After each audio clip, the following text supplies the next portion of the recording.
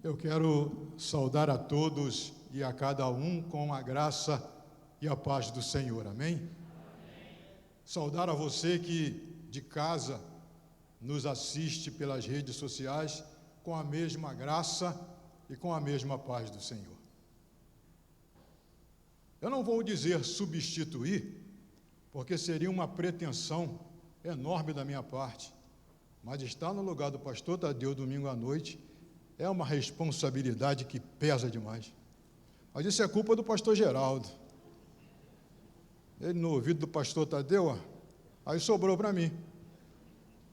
Não é fácil. Eu estava ali sentado com a minha esposa e meu filho, vislumbrando essa responsabilidade. Estava pensando, me veio à mente, o que acontecia com o sacerdote na época do tabernáculo. O ofertante trazia a sua oferta, que geralmente era um animal, entregava ao sacerdote, o sacerdote examinava minuciosamente aquele animal, via se ele estava preparado para ser ofertado ao Senhor, entregue ao Senhor, dava um banho naquele animal, e depois do banho, ele matava o animal. Depois de morto, ele pegava o animal e levava-o para o altar. Ali ele depositava o animal e queimava. Por que eu estou dizendo isso para os irmãos? Porque eu estou me sentindo, nesse momento, como aquele animal. Subi aqui morto e vou sair daqui cinza, porque a glória é do Senhor. Quero diminuir, e Ele, se não for assim, queridos, você saiu de casa hoje à toa. Você saiu de casa só para ouvir irmã Ana Paula e os demais cantando aqui, mais nada. Pode ir embora. Então a responsabilidade, queridos, é muito grande de estar sendo instrumento na mão do Senhor para que você ouça uma mensagem nesta noite. E eu quero convidar você a abrir a sua Bíblia na carta do apóstolo Paulo aos Romanos. Carta do apóstolo Paulo aos Romanos, capítulo 8. Carta do apóstolo Paulo aos Romanos,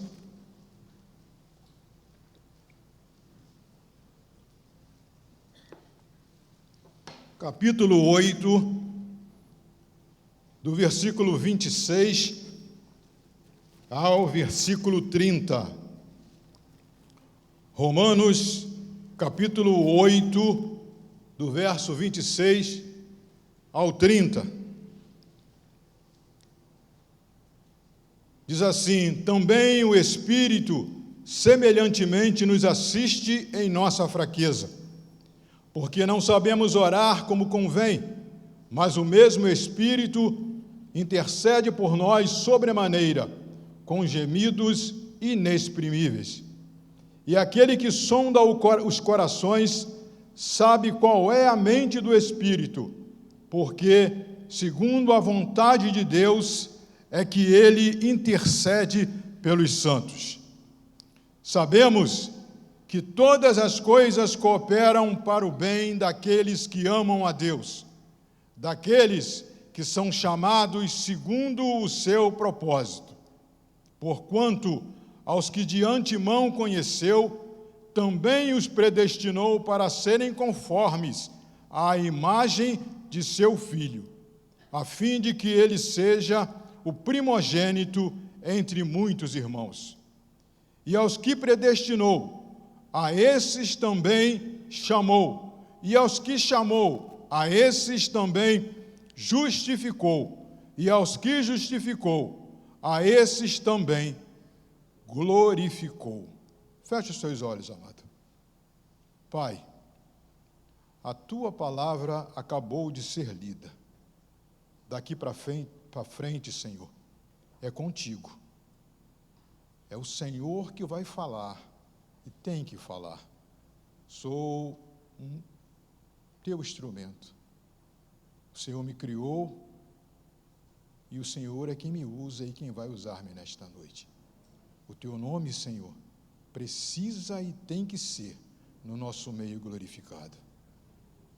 Abra, Senhor, nosso coração, nossos ouvidos, nossos olhos e mente, para ouvirmos, entendermos e pôr em prática a tua palavra. Fala não o que queremos ouvir, mas o que precisamos ouvir nesta noite, é em nome de Jesus. Amém. Queridos, ler a Bíblia, estudar a Bíblia, compreender a Bíblia e aplicá-la, praticá-la, é o melhor caminho que tem para um crente. Não há coisa melhor na vida do cristão, do verdadeiro cristão, que não seja compreender a palavra de Deus, a Bíblia Sagrada. Esse livro que você tem em suas mãos, que você tem na sua casa, que você deixa aberto, e muitas das vezes você esquece até que tem. Mas compreender esse livro, lendo, estudando e colocando em prática, não há coisa melhor. Mas o grande problema, querido, é que a Bíblia, ela só pode ser praticada, e eu tenho que repetir isso, ela só pode ser aplicada, ser compreendida. Se você ler a Bíblia e não entender o que lê, você não vai aplicá-la de maneira correta na sua vida. E não aplicando-a de maneira correta na sua vida, você não estará na posição que o Todo-Poderoso quer que você esteja. Por que eu estou dizendo isto? Porque uma das coisas que nós aprendemos no seminário, na faculdade teológica, é que não devemos isolar versículo bíblico, não devemos tirar versículo do seu contexto, do contexto que antecede e que procede. Devemos ler a Bíblia no seu todo, para entender o que aquele versículo quer dizer. Mas, infelizmente, os crentes, eu não vou dizer nem nós, eu não sei se você faz isso, mas os crentes, em geral, gostam de isolar versículo. Tiram um versículo de uma passagem bíblica e sai ensinando aquele versículo, sai dizendo coisas que aquele versículo nunca falou na vida deles, que a Bíblia nunca mostrou isso. Isso é um perigo para cada um de nós. Isso é um perigo para nós crentes que queremos, desejamos, ansiamos em conhecer o nosso Deus. Para conhecê-lo, você tem que entender a sua palavra. Eu quero exemplificar o que eu estou falando, para ficar ainda mais claro na sua mente. Eu quero te dar 3 exemplos bíblicos do que eu estou falando, para que você possa entender. Eu tenho certeza que você já ouviu uma frase que está na Bíblia que diz assim, um ao outro ajudou e ao seu companheiro disse, esforça-te. Você já ouviu essa frase na Bíblia? Quem já ouviu aqui, levanta a mão, por favor. Muita gente já ouviu. Eu já vi essa frase, e você também já deve ter ouvido essa frase, esse versículo, como tema de congressos, como tema de aniversário de sociedades, de departamentos internos da igreja. Quantos congressos já não aconteceram, tendo como base este versículo? Um ao outro ajudou e ao seu companheiro disse, esforça-te. Não é bonito esse versículo? É muito bonito esse versículo, está na Bíblia. Mas, querido, o que esse versículo quer dizer? Com quem esse versículo estava falando? Ou para quem ele estava falando? Este é que é o grande problema. de nós isolarmos versículos. Aplicar esse versículo à nossa vida, quando esse versículo não está falando nada do que você pensa que ele está falando. Eu não sei se o irmão vai conseguir colocar aqui no telão, Isaías capítulo 41, versículos 6 e 7. Olha o versículo 6, não está aparecendo aí não. Olha o versículo 6. Acabei de falar para você agora, ó. Um ou outro ajudou e ao seu próximo disse: sê forte. Que ânimo, né? Que sacudida bonita e gostosa, né? Afinal de contas, é bíblico ou não é bíblico você incentivar o seu irmão ao lado, você incentivar o seu semelhante, você dá força àquele irmão que está já começando a tropeçar? Isso não é bíblico? Isso não é bonito? Não é salutar? Mas é isso que o versículo está dizendo. Agora veja o versículo 7. Assim, o artífice anima ao ourives, e o que alisa com o martelo, ao que bate na bigorna, dizendo da soldadura. Verso 8, por favor. Está bem feita, então, com pregos, fixa, preste atenção nessa palavra. Fixa o quê? Fixa o quê? O ídolo, para que não oscile. Um ao outro ajudou, e ao seu companheiro disse: esforça-te. Quem é que está falando isso? Quem está falando isso são aqueles que fabricam, que fazem ídolos para adorar. Não está falando isso para que, porque eu tenho que animar o meu companheiro, não. O versículo está falando, esse versículo está dizendo o seguinte, que aqueles que fabricam ídolos, aqueles que trabalham com a madeira, com o ferro, com o ouro, para fabricar um ídolo, esses dizem um para o outro: cara, esforça-te, cara, anima, não pare, continue forte, continue firme na fabricação de ídolos. É isso que o texto está falando, é isso que o versículo que eu isolei está falando. Aí quando você coloca esse versículo, um ou outro ajudou, e ao companheiro disse: esforça-te. Quando você vê isso como base, como texto base de um congresso, o que esse congresso está querendo mostrar? Que ali só tem fabricantes de ídolos? Nós temos que ter muito cuidado, querido, quando isolamos versículos da palavra de Deus e queremos que ele diga aquilo que ele não fala. Um segundo exemplo, Lucas capítulo 14, verso 11. Lucas capítulo 14, verso 11. Olha o que está escrito, ou melhor, você já ouviu essa frase, com certeza já ouviu: os humilhados serão... Será que serão mesmo? Ou melhor, está na Bíblia? Lê ali. Pois todos os que se exaltam, ou todos o que se exalta, será humilhado. E os que se humilham serão... Os humilhados serão exaltados, querido? Eu sofri uma situação no meu trabalho de humilhação. Não se preocupe, irmão. Não se preocupe, irmã. Os humilhados serão exaltados. Serão nada, irmãos. Serão não. A Bíblia diz que não são os humilhados que serão exaltados, mas os que se humilham serão exaltados. Quando eu destaco, quando eu isolo o versículo, eu corro o perigo de dizer o que o versículo não está dizendo. Terceiro exemplo, querido, o texto ou a passagem bíblica que nós acabamos de ler nesse momento. Romanos capítulo 8.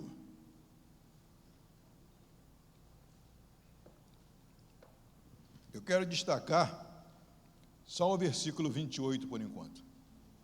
Diz o versículo 28 assim: sabemos que todas as coisas cooperam para o bem daqueles que amam a Deus. Vou parar aí. É aí que todo mundo conhece. É até aí que todo mundo vai. Irmão, olha, eu trabalhava já há uns 5 ou 7 anos no meu trabalho. Aí, de repente, passou aquela barca da dispensa, aquela barca que carrega os que vão ser dispensados. Eu fui na barca. 5 anos, irmão. Isso aí é alguém conversando com você. 5 anos, irmãos, trabalhando ali. Aí vira o outro irmão para ele e diz assim: irmão, acalma o teu coração. A Bíblia diz assim: todas as coisas contribuem para o bem daqueles que amam a Deus. Ou seja, irmão, você perdeu o seu emprego? Não se preocupa não. Isso é coisa de Deus.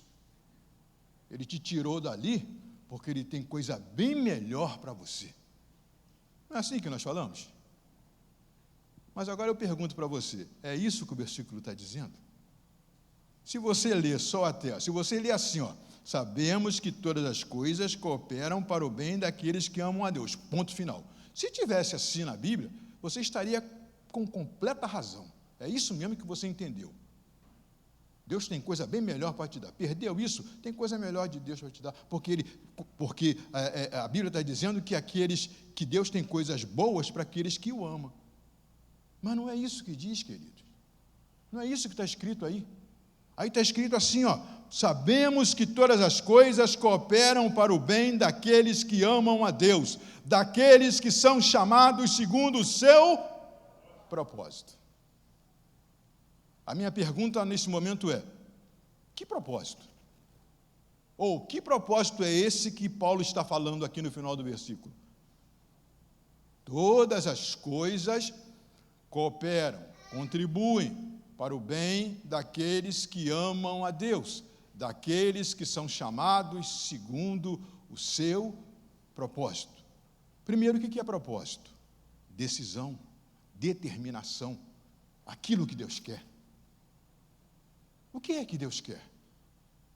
O que é que Deus decidiu ou determinou e que contribui para o bem daqueles que o amam? Vamos ler o verso seguinte, verso 29. Verso 29. Porquanto aos que de antemão conheceu, também os predestinou para serem, lê o restante, para serem conforme a imagem do seu Filho. Sabemos que todas as coisas cooperam para o bem daqueles que amam a Deus, daqueles que são chamados segundo o seu propósito. Que propósito? Sermos semelhantes a Cristo. Aí eu começo. Aí eu vou destrinchar o versículo. Aí eu vou fazer igual todo domingo, praticamente. Você não, mas eu sim, né? Você não entra nesses lugares. Eu entro, sou pobre. Então, todo domingo eu estou lá no galeto, né? E vejo lá o cara com a tesoura, dividindo o galeto lá. Você não faz isso porque você domingo vai para casa que vende galeto.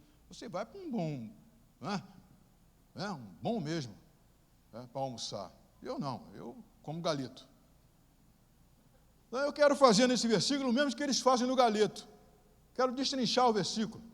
Primeira coisa que eu quero chamar a sua atenção. Paulo diz assim, ó: sabemos que algumas coisas... Sim? Não.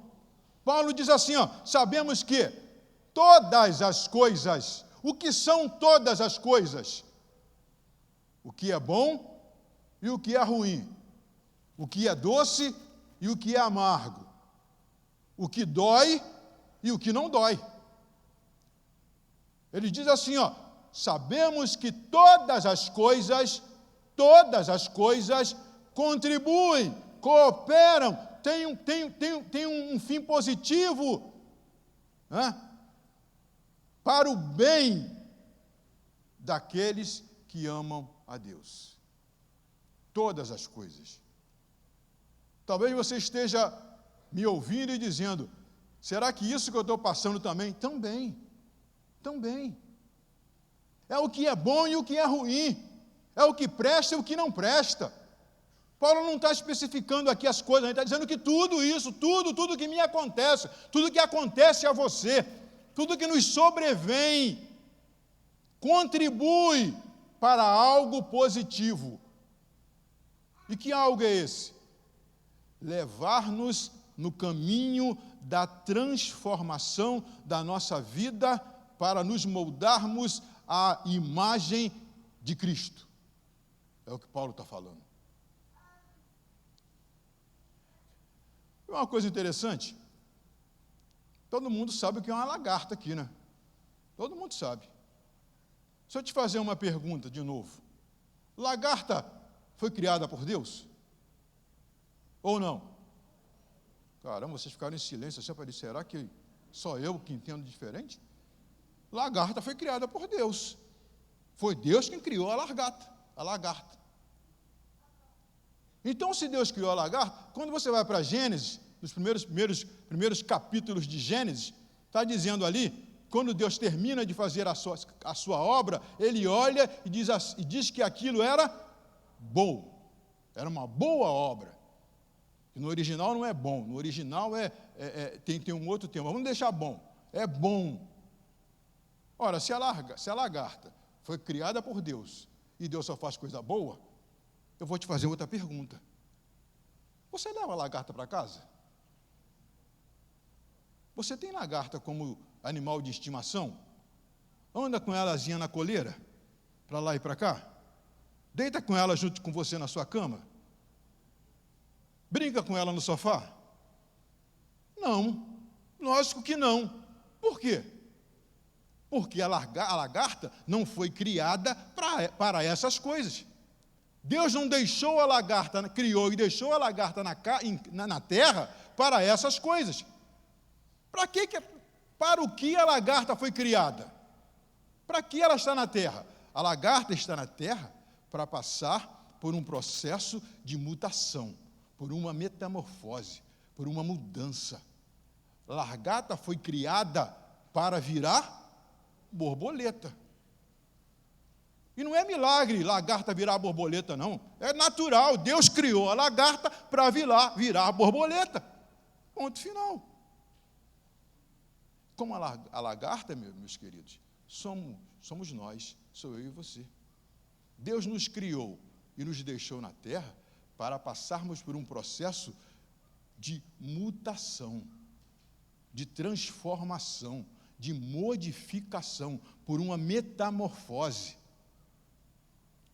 Nós fomos criados e estamos aqui para nos transformarmos na imagem de Cristo. E as dificuldades, por isso que Paulo diz que todas as coisas cooperam, as dificuldades que eu passo e você passa, as dores que eu sinto e que você sente, os infortúnios que você experimenta e eu experimento, servem para nos levar a este final desejado por Deus. Sermos semelhantes a Cristo. Aí talvez você pergunte assim para mim, pastor, tá, e se eu morrer? Eu não vou usar você como exemplo, não, deixa você para lá. E se eu morrer? Deixa eu te dizer uma coisa que vai alegrar o teu coração também. Nem a morte tem poder para desfazer o propósito de Deus. Amém, queridos? Porque a Bíblia diz assim, quando Jesus estiver voltando, o que vai acontecer com quem morreu? Vai ser ressuscitado. E ao ser ressuscitado, vai receber um novo corpo, um corpo glorificado. E o que é um corpo glorificado para quem morreu? É o mesmo corpo que Jesus possui.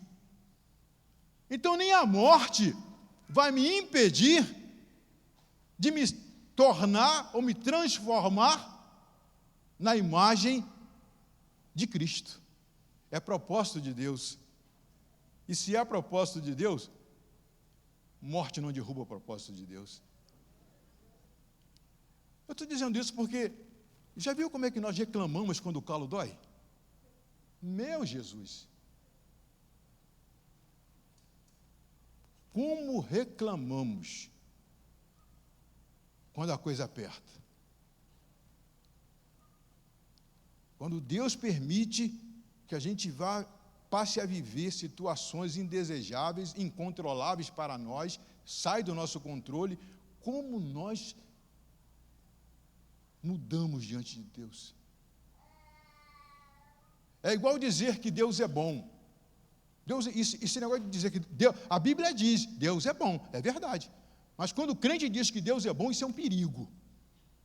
É um perigo. Porque Deus é bom quando abre a porta do emprego. Deus é bom quando cura uma doença. Deus é bom quando te livra de uma tragédia. Deus é bom quando te dá o carro do ano que você tanto sonhava. Agora, quando Deus fecha a porta do emprego, quando Deus não te cura, tu tem que viver igual Paulo viveu, com espinho na carne.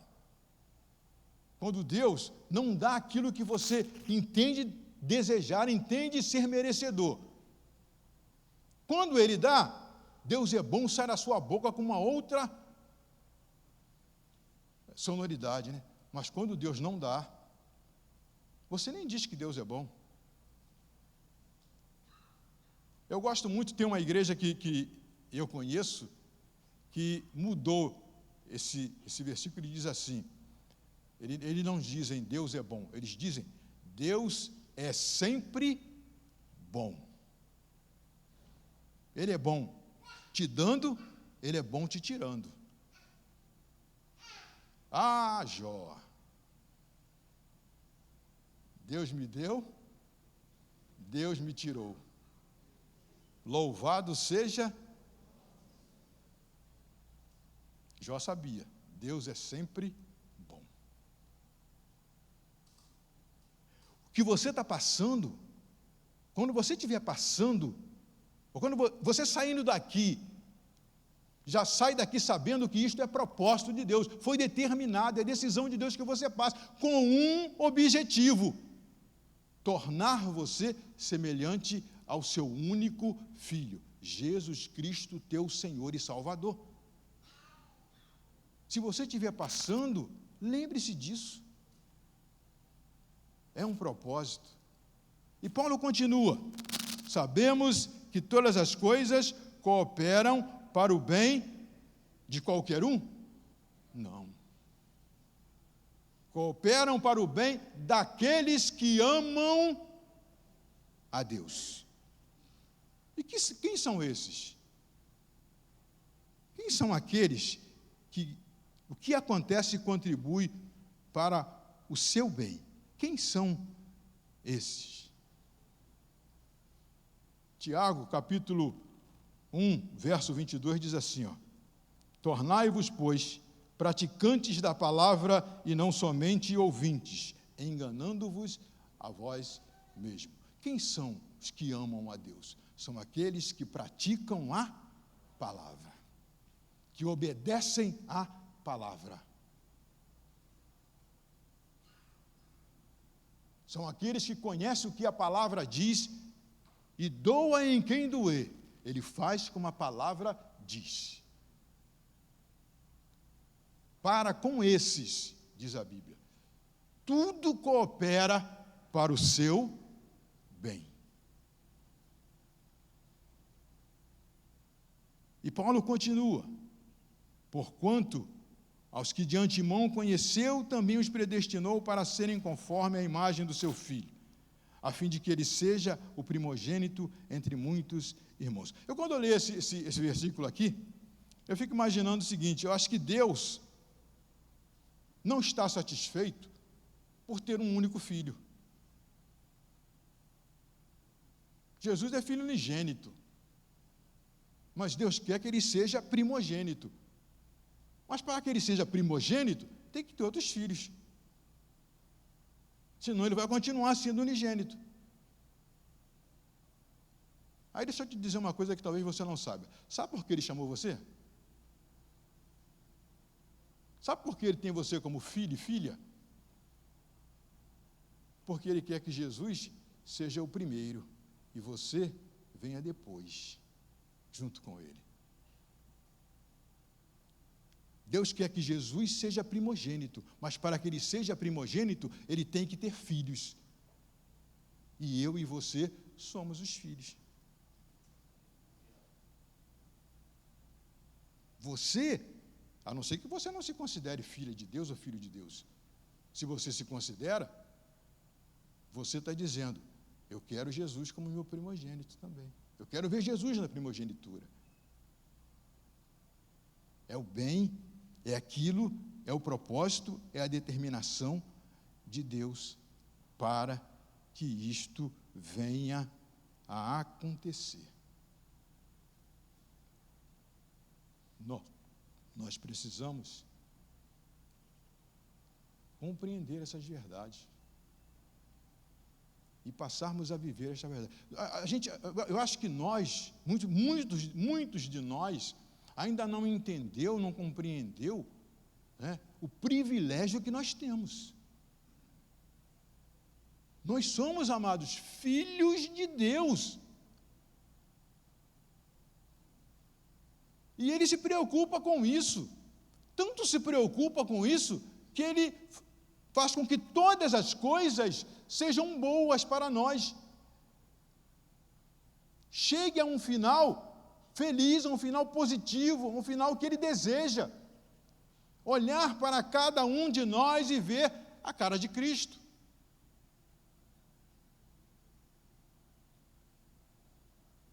Quando Jesus voltar para buscar os seus, eu vou olhar para minha esposa, não vou ver mais aquele rosto, vou ver o rosto de Cristo.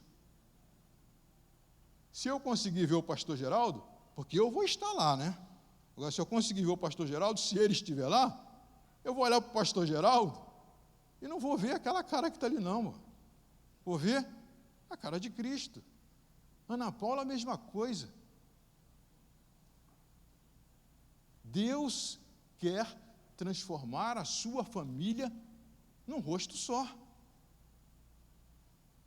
Numa maneira de ser única. Ele propôs isso, ele determinou isso, ele decidiu isso. Por isso, queridos, é muito séria a nossa posição.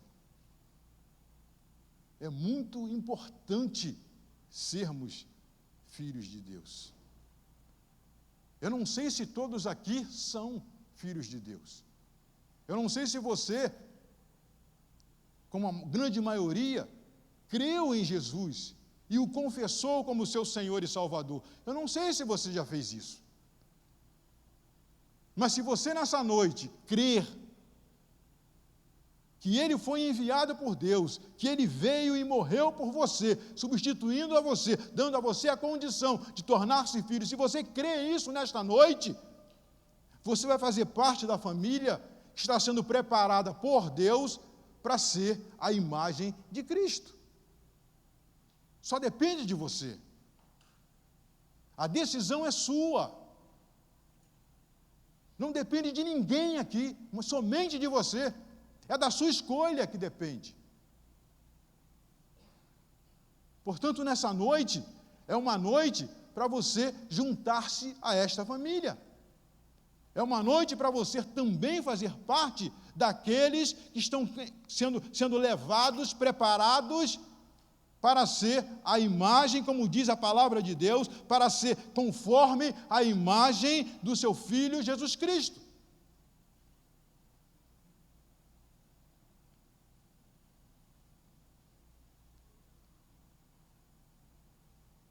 Eu quero terminar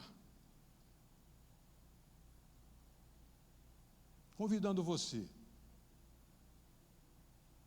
a tornar pública a sua escolha.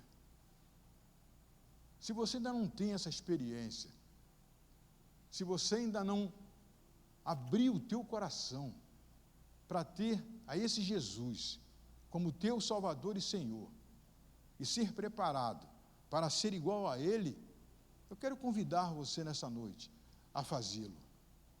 Eu quero convidar a você, aonde você estiver, a sair do seu lugar, a vir expressar isto, para que todos nós possamos nos alegrar com você, para que todos nós possamos te abraçar, orar com você, ver você sentindo a mesma alegria que cada um de nós sentimos, por termos aberto o nosso coração, por termos crido e por termos aceito ao Senhor Jesus como Salvador. Você tem essa liberdade nesta noite, de voluntariamente fazê-lo. Você tem a liberdade nesta noite de sair daqui fazendo parte dessa família, de saber que agora tem um Deus que está cuidando de você, que vai passar a cuidar de você, e que vai fazer com que tudo que lhe aconteça coopere para o seu bem, em nome de Jesus. Se você estiver envergonhado, no final do culto, procura um dos nossos diáconos, procura o pastor Geraldo, a irmã Ana Paula, converse com eles. Mas não abra mão da oportunidade que você tem, que lhe é dada nesta noite, para mudar o rumo da sua vida. E nós, queridos, não esqueçamos, você está sendo preparado para tornar-se semelhante a Cristo. Amém? E Deus nos abençoe. Feche seus olhos, por favor.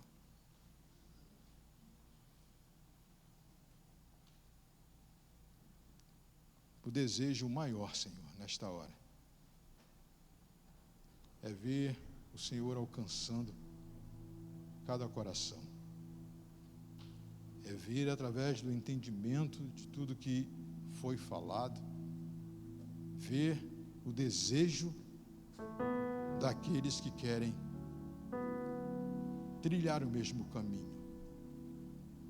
Que o teu Espírito esteja agindo para que isso se torne uma realidade e nós possamos juntos glorificarmos o teu nome. Continue, Senhor, sendo aquele que tem planos na nossa vida, projetos na nossa vida. Continue a fazer-nos entender que o que o Senhor tem é sempre o melhor para cada um dos seus. Em o nome de Jesus. Amém. O Senhor nos abençoe, querido.